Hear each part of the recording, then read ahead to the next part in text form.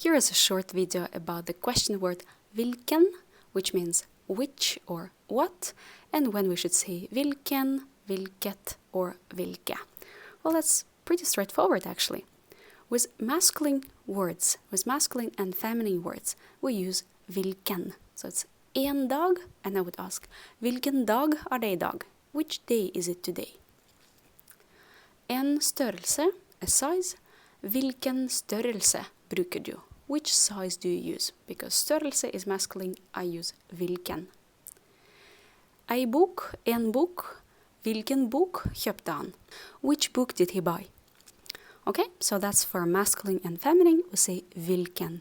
And pay attention, after hvilken, we only use indefinite form of the noun. So we cannot say hvilken dagen, hvilken størrelsen. That would be totally wrong. Okay, for neutral, well, if it is et hus, I would ask, hvilket hus liker hun? So which house does she like? Hus is neutral, and the question is neutral. Hvilket land ønsker du å besøke? Which country do you wish to visit? Et land, hvilket land? And for plural, we have the form hvilke. Hvilke filmer liker du? Hvilke språk snakker du? And you see here, et språk in plural is also språk. Et språk, mange språk, because it is neutral and it's one syllable, so it doesn't change its form for plural, but by the form of the question word, hvilke, I know that the question is in plural.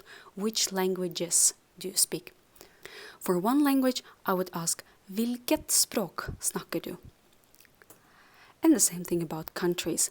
Hvilke land har du besøkt? Which countries have you visited?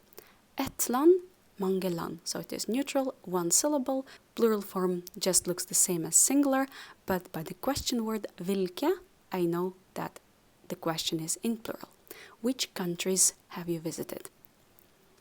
And that's it. So hvilken for masculine and feminine, hvilket for neutral, hvilke for plural, and make sure to put indefinite form of the noun after the question word.